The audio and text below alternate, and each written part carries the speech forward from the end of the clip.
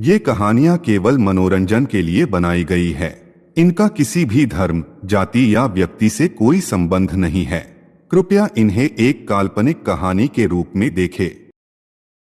MP के एक बड़े शहर में सुरेश और संध्या की शादी को 7 साल हो चुके थे।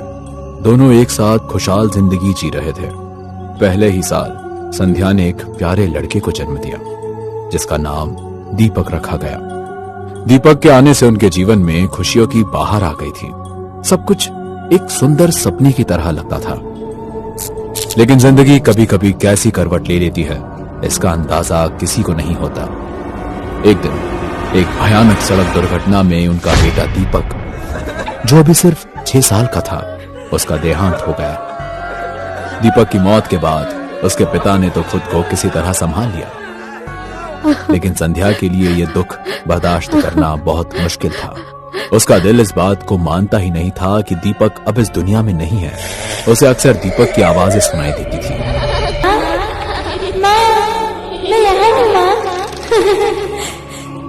हाँ हो बेटा, दीपक। संध्या को लगता था जैसे दीपक उससे बात करना चाहता है। एक ने अपने मन की बात सुरेश से कही। सुरेश, वो यही हमारा बेटा वापस आना चाहता है। मैं उसकी आवाज सुन सकती हूँ। संध्या, तुम्हें क्या हो गया है? मैं कितनी बार, दीपक अब हमेशा के लिए चला गया है।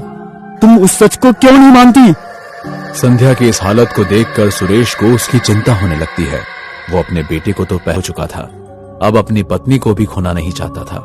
तभी वो संध्या को साइकियाट्रिस्ट के पास चलने को कहता है, लेकिन संध्या उस बात पर गुस्से से कहती है, मैं पागल नहीं हूँ। मैंने सच में दीपक की आवाज सुनी है। वो रोज मुझसे बात करता है। माँ! देखो, उसने फिर से मुझे पुकारा। संध्या के बदलते व्यवहार से परेशान सुरेश बेचैन हो जाता है। उधर संध्या दीपक के लिए इतनी बेचैन हो गई थी कि अपने बेटे को वापस लाने के लिए कुछ भी करने को तैयार थी। संध्या ने एक अघोरी का पता लगाया, जो एक पुराने खंडहर में रहता था। उसे लोग शंकरा अघोरी के नाम से जानते थे, जिसे तंत्र मंत्र की शक्तियां प्राप्त थी। क्यों आई हो यहाँ? बाबा, मुझे मेरा बेटा चाहिए। मैं उसके बिना नहीं जी सकती। उसकी आवाज, हरकत मेरे कानों में गूंजती रहती है बाबा। मृत्यु के पश्चात पाप पुण्य का हिसाब होने तक एक आत्मा कुछ दिन तक अंधेर नगरी में भटकती रहती है। तुम्हारे बेटे की रूह भी वहीं कहीं भटक रही है। वो वापस आना चाहती है और इसलिए वो तुम्हें संकेत दे रही है। तुम्हें तुम्हारा बेटा फिर मिल जाएगा, पर ये इतना आसान नहीं है। चाहे कितना कठिन रास्ता हो, चाहे जितनी भी बड़ी कीमत हो, मैं देने के लिए तैयार हूँ। मुझे बस मेरा बेटा, मेरा दीपक वापस चाहिए। शंकरा संध्या के पास आकर उसके कान में कुछ कहता है, जिसे सुनकर संध्या हैरत में पड़ जाती है। बाबा, मैं तैयार हूँ। आप तैयारी कीजिए। अपने बेटे के लिए मैं कुछ भी कर सकती हूँ। संध्या घर जाकर अघोरी की बात अपने पति सुरेश से बताती है। अघोरी ने कहा है कि पूजा के बाद दीपक वापस आ जाएगा। ये काम तभी सफल होगा जब हम दोनों उस पूजा में साथ बैठेंगे। तुम्हारा दिमाग खराब हो गया संध्या। कितनी बार कहा कि दीपक अब कभी वापस नहीं आएगा।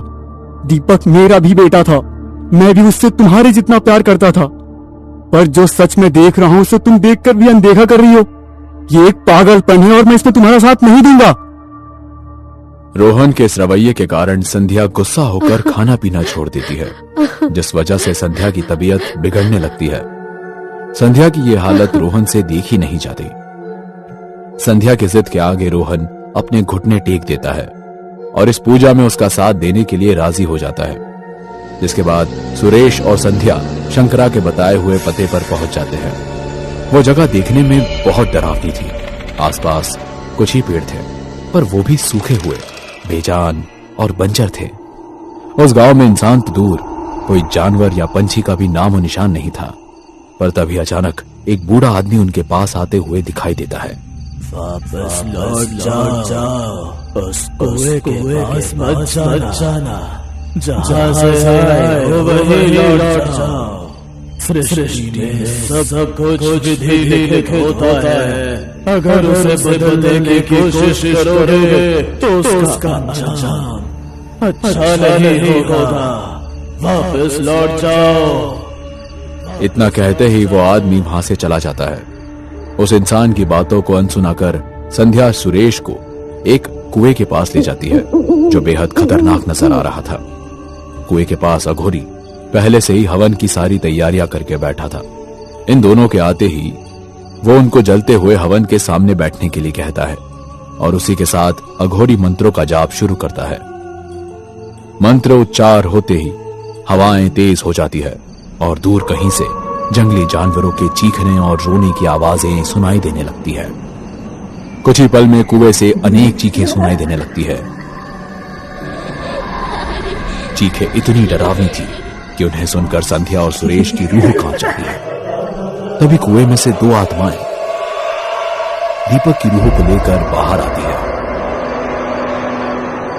दीपक को सामने देख संध्या खुश हो जाती है, पर सुरेश देखता है कि दीपक कुछ बदला बदला सा लग रहा है। वह अब पहले की तरह मासूम बच्चा नहीं लग रहा था। माँ देखो मैं वापस आ गया।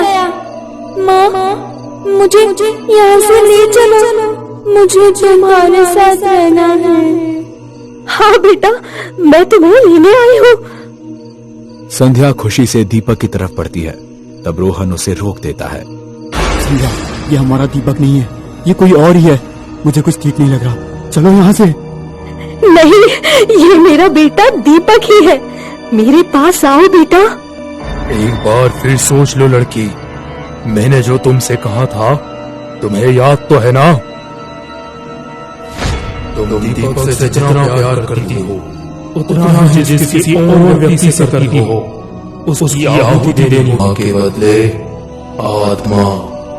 यही इस अंधेर नगरी का नियम है। समय बर्बाद मत करो लड़की। शंकरा की बात सुनते ही संध्या रोहन को रूहों के पास धकेल देती है। संध्या! रोहन समझ जाता है कि संध्या ने दीपक के बदले उसका सौदा किया था। तुम्हारे बिना मैं जी नहीं सकती, लेकिन दीपक के बिना मैं मर जाऊंगी। मुझे माफ करना रोहन। सुरेश नम आंखों से संध्या की तरफ देखता रहा। उसके बाद वे आत्माएं सुरेश को खींचकर कुएं के अंदर चली जाती है। संध्या दीपक को घर लेकर आती है, पर वो देखती है कि दीपक थोड़ा बदला हुआ सा नजर आ रहा है। दीपक का 6 साल की उम्र में बड़ों जैसा बर्ताव। संध्या को यह बात थोड़ी अजीब लगती है, लेकिन दीपक के वापस आने से वो इतनी खुश थी कि उसकी हर अजीब बात को नजरअंदाज कर देती है।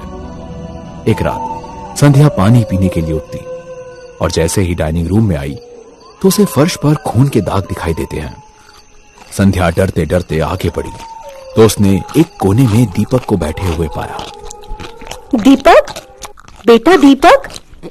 संध्या ने उसे देखकर आवाज लगाई, पर दीपक कोई जवाब नहीं देता। जब संध्या उसके एकदम करीब गई तो उसने देखा दीपक उनके घर के पालतू कुत्ते को बुरी तरह से टुकड़ों में काट काट कर खा रहा होता है। दीपक का खून से सना हुआ चेहरा नजर आता है और वो संध्या की तरफ देखकर कहता है, मुझे और मांस चाहिए। संध्या ये देखकर तुरंत समझ जाती है कि उसे एक बहुत बड़ी गलती हो गई है। जिसे वो वापस लेकर आई है वो उसका बेटा दीपक नहीं बल्कि कोई और ही है। पिछले भाग में आपने देखा कि संध्या अपने मरे हुए बेटे को वापस लाने के लिए शंकरा अघोरी के पास जाती है, जिसके बाद दीपक की आत्मा वापस तो आ जाती है और वो आम इंसान जैसी नहीं होती। एक रात जब संध्या ने अपने बेटे को कुत्ते का मांस खाते हुए देखा तो वो तुरंत समझ जाती है कि उससे बहुत बड़ी गलती हो गई है। जिसे वो लेकर आई है वो उसका बेटा दीपक नहीं बल्कि कोई और है। और अब भी वो सामने बैठे दरिंदे में अपने बेटे को देख रही थी। वो बाजार से और मांस लेकर आती है और दीपक के आगे रख के अपने कमरे में चली जाती है। दिन ब दिन उसकी भूख इतनी बढ़ जाती है कि वो घर का सारा खाना खत्म कर देता है। इसके बाद संध्या उसके लिए रोज मांस ला लाकर तंग आ जाती है। एक दिन संध्या छुपकर देखती है कि सारा मांस जमीन पर पड़ा हुआ है और दीपक उसे किसी जंगली जानवर की तरह खा रहा है। दीपक ने वो सारा मांस एक ही झटके में निकल लिया और उसकी भूख नहीं मिटी थी, उसे और मांस चाहिए था। उसे इस हालत में देख संध्या बहुत डर जाती है। वो संध्या की तरफ मुड़ता है और गुर्राते हुए कहने लगता है, मुझे और मांस चाहिए, मुझे और मांस चाहिए, मुझे बहुत भूख लगी है। संध्या गुस्से से कहती है, कहाँ से लाऊं मैं और मांस? अब और नहीं मिलेगा। नहीं मिलेगा, नहीं मिलेगा तो ठीक है, मैं तुझे ही खा जाऊंगा। तेरी बोटी बोटी चबाने में मुझे बहुत मजा आएगा। दीपक बेटा, मैं तुम्हारी माँ हूँ, तुम मुझे कैसे खा सकते हो? होश में आओ बेटा, मैं तुम्हें डॉक्टर के पास ले जाऊंगी, तुम ठीक हो जाओगे। दीपक की आंखों का कलर बदलकर लाल हो जाता है। इसे देख संध्या और डर जाती है। मैं तेरा बेटा नहीं हूँ, मेरे लिए तू मांस और हड्डी से बना एक इंसानी ढेर है। तेरे खून की महक मुझे ललचा रही है। मन तो करता है कि तुझे अभी के अभी खा जाऊं, पर अगर मैंने तुझे खाया तो मेरी खुराक कौन पूरी करेगा? अगर तुझे मेरे पेट में नहीं जाना है तो जल्दी मेरी भूख को शांत कर, वरना उसकी हंसी सुनकर संध्या की रूह कांप जाती है। वो डर के मारे उसकी हाँ में हाँ कर देती है। ठीक है, मैं अभी तुम्हारे लिए और मांस मंगाती हूँ, छोड़ दो मुझे। संध्या दीपक को और मांस लाकर देती है, जिसके बाद वो मांस लेकर दरवाजा बंद कर देता है और कमरे के कोने में बैठकर उसे बड़े मजे से खाने लगता है। तभी संध्या चुपचाप अपने घर से बाहर निकलकर सीधा शंकर अघोरी के पास पहुंच जाती है। बाबा, उस दरिंदे से मेरी जान बचा लीजिए, वो मेरा बेटा नहीं है। घबराओ मत, कई बार ऐसा होता है कि ताकतवर आत्माएं अपने घेरे से बाहर आकर दूसरी आत्माओं की जगह ले लेती है। दीपक की आत्मा की जगह कोई और आत्मा उस अंधेरी दुनिया से बाहर आ गई है, जिसने तुम्हारे बेटे का रूप धारण किया है। तो अब इसे कैसे रोका जाए बाबा? आने वाली अमावस्या तक तुम्हें उसे मन मर्जी का मांस खिलाना होगा, नहीं तो वो तुम्हें खा जाएगा। पर बाबा, अमावस्या आने में अभी पूरे 15 दिन बाकी है और मैं इतना सारा मांस कहाँ से खिलाऊंगी? पहले ही मैंने अपना सब कुछ खो दिया, मेरे पास अब जेब खर्च तक के लिए पैसे नहीं बचे हैं। उससे पहले उस आत्मा को वापस भेजना असंभव है, पर मैं तुम्हें कुछ दे सकता हूँ, जिससे वो थोड़ा सा मांस खाकर ही तृप्त होकर गहरी नींद में चला जाएगा। ये लो, इसे अपने पास रख लो। ये शमशान की राख है। इस राख को मंत्रों से सिद्ध किया गया है। तुम इसे उसके खाने में मिला देना, इससे वो कुछ घंटों के लिए गहरी नींद में चला जाएगा। संध्या अघोरी बाबा की बात मानकर घर वापस आ जाती है और जैसे ही वो दरवाजा खोलती है तो उसकी आंखें फटी के फटी रह जाती है। उसने देखा कि दीपक ने अपने जबड़े में किसी इंसान का हाथ दबा रखा है और जानवरों की तरह उसे नोच नोच कर खा रहा है। दीपक, ये तुमने क्या किया? किसको मारा तुमने? मुझे और मांस चाहिए, मैं भूखा हूँ। मैं अभी लाती हूँ। मैंने मार्केट से तुम्हारे लिए बहुत सारा मांस लाया है। इतना कहकर संध्या कांपती हुई किचन में गई और मांस के टुकड़ों पर शमशान की राख मिलाकर उस दरिंदे के सामने रखकर कमरे से बाहर चली जाती है। कुछ देर बाद जब संध्या दबे पांव कमरे में आई तो वो देखती है कि दीपक अब पूरी तरह से बेहोश हो चुका है। शांत सोए हुए दीपक को देखकर एक पल के लिए संध्या का मन पिघल जाता है। उसे अपने बेटे की याद आने लगती है। दीपक, मेरे बच्चे, मुझे माफ कर देना बेटा, मैं एक अच्छी मां नहीं बन पाई। थोड़ी देर बाद संध्या को याद आता है कि ये दीपक की खाल में कोई और दरिंदा छुपा हुआ है। अपने आंसू पोंछकर और मन को कठोर बनाते हुए वो दीपक को एक चेयर पर रस्सी से मजबूती से बांध देती है। कुछ देर बाद जब दीपक को होश आए तो खुद को बंधा हुआ देखकर वो गुस्से से गुर्राने लगता है। नहीं, तूने एक माँ की ममता का फायदा उठाया है। तेरे छलावे में आकर मैंने अपने पति को खो दिया, पर अब मैं तुझे नहीं छोड़ूंगी। छोड़ दो मुझे। तुम्हारी हिम्मत कैसे हुई मुझे बांधने की? बहुत पछताएगी तू। संध्या इतना कहकर जैसे ही मुड़ती है, अचानक पीछे से उसके बेटे दीपक की आवाज सुनाई देती है। माँ, माँ। दीपक की आवाज सुनते ही संध्या के कदम एकदम रुक जाते हैं। उसका दिल एक पल के लिए थम सा जाता है। आंखों में आंसू भर आते हैं और वो धीरे से पीछे मुड़कर देखने लगती है। माँ, आपने मुझे ऐसे क्यों बांध रखा है? क्या मैंने फिर से कोई शरारत की है माँ? माँ, रस्सी खोल दो ना, बहुत दर्द हो रहा है। यहाँ बहुत अंधेरा है, मुझे डर लगता है। आप मुझे यहाँ से निकाल लीजिए। उसकी आवाज में एक बचपना और भय साफ झलक रहा था, जो संध्या के दिल को जख्मी कर रहा था।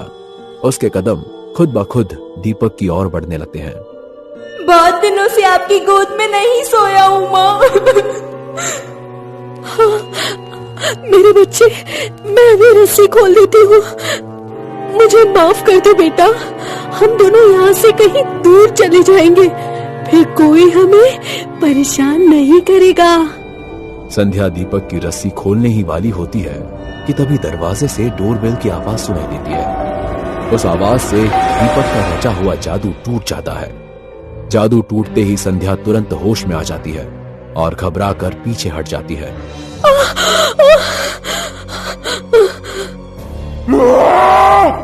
रस्सी खोल दे, वरना तुझे मार डालूंगा। खोल रस्सी। दीपक की बात को अनसुना करके संध्या जल्दी से उसके मुंह पर टेप लगा देती है और दरवाजे की तरफ बढ़ती है। जैसे ही संध्या दरवाजा खोलती है, सामने वर्मा जी खड़े मिलते हैं। उनके चेहरे पर एक अजीब सा संकोच और बेचैनी साफ दिखाई देती है। अरे संध्या जी, कितनी देर से बेल बजा रहा हूँ, कहाँ थी आप?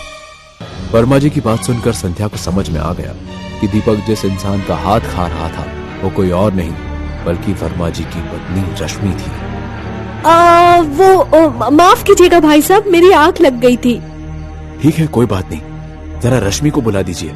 1 घंटे पहले वो आपके घर आई थी और अब तक उसकी बातें खत्म नहीं हुई है। सोनू भी बहुत देर से रो रहा है। पर भाई साहब, रश्मि भाभी तो कब का चली गई। उन्होंने कहा कि उन्हें बाजार से कुछ खरीदी करने जाना है। खरीदी करने? पर मुझे तो उसने कुछ नहीं बताया। अरे भाई साहब, खरीदना होगा कुछ। अब हर बात तो आपको बताई नहीं जा सकती ना। मैं समझ गया, सही कहा आपने। ठीक है, मैं चलता हूँ। वर्मा जी के जाने के बाद संध्या ने सबसे पहले घर में बिखरे खून के दाग साफ किए और फिर रश्मि के बचे हुए शरीर के अंगों को घर के पीछे जाकर जला दिया। मुझे माफ कर देना रश्मि। इस घटना के बाद संध्या अगले कई दिनों तक अपने घर से बाहर नहीं निकलती। उसके अंदर एक अजीब सा डर समाया हुआ था। उसके पास जितना भी खाना बचा था वो रोज थोड़ा थोड़ा दीपक को खाने को दे देती, जिसके बाद वो गहरी नींद में चला जाता। रात की खामोशी और दिन के सन्नाटे के बीच संध्या एक एक पल घुट घुट के जी रही थी। और फिर वो रात आ गई, अमावस्या की रात, जिसका संध्या को बेसब्री से इंतजार था। संध्या दीपक को फिर से शमशान की राख मिलाकर मांस खाने को देती है, जिससे दीपक गहरी नींद में सो जाता है। संध्या दीपक को साथ लेकर अपनी कार से अघोरी बाबा के पास पहुंचती है। तभी वही अनजान आदमी अचानक संध्या के सामने आ जाता है। मैंने तुम्हें आगाह किया था, लेकिन तुमने मेरी बात नहीं मानी और अब पछता रही हो। अगर अब भी नहीं मानोगी तो आगे पछताने की हालत में भी नहीं रहोगी।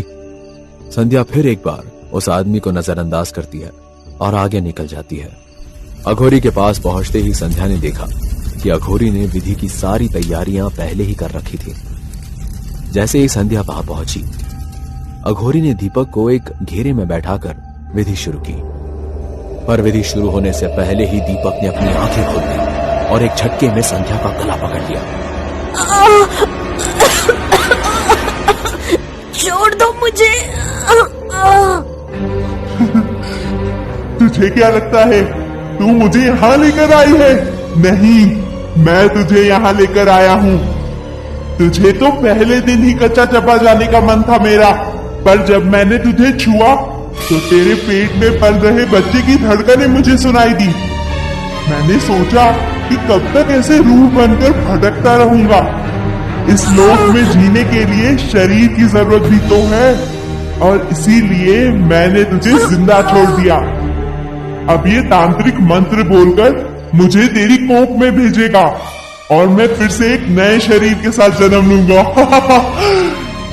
ए तांत्रिक, मंत्र बोल। मैं ऐसा हरगिज नहीं करूंगा शैतान। दीपक संध्या का गला दबाने लगता है, जिसे देखकर अघोरी उसकी बात मानने के लिए राजी हो जाता है। उसे छोड़ दो दुष्ट, मैं तेरी हर बात मानने को तैयार हूँ। इतना कहकर अघोरी ने मंत्र पढ़ना शुरू कर दिया। मंत्र पढ़ते ही तेज हवा के साथ कुएं से 2 रूहें बाहर निकलती है और हवा में तैरने लगती है।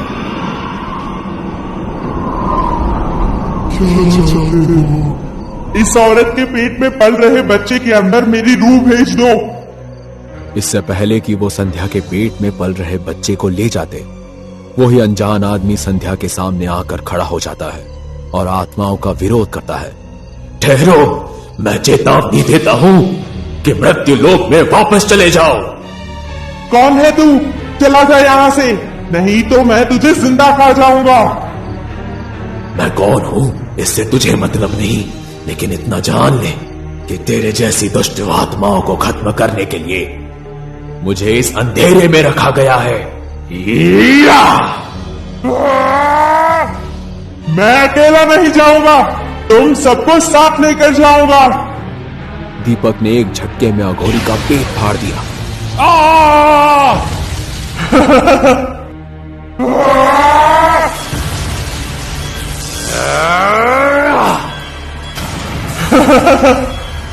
अब तुम्हारा अंत निश्चित है दुष्ट।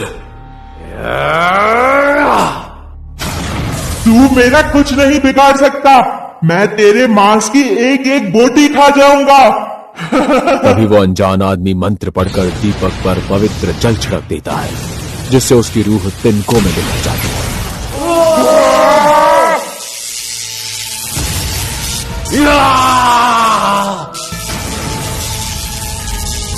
रुक जा, जाने दे मुझे।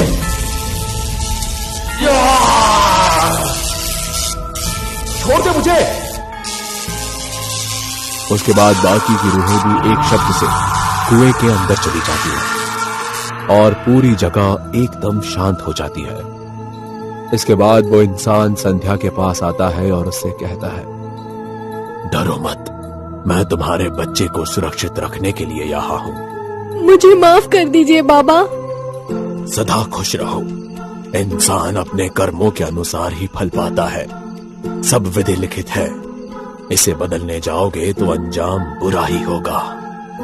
संध्या को अपनी गलतियों पर पछतावा हुआ और इसके बाद उसने अपने पति की हत्या के जुर्म में खुद को पुलिस के हवाले कर दिया।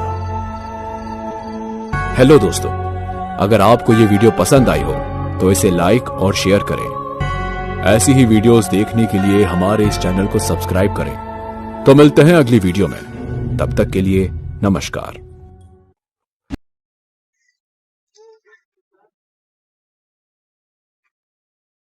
तो सब्सक्राइब कीजिए।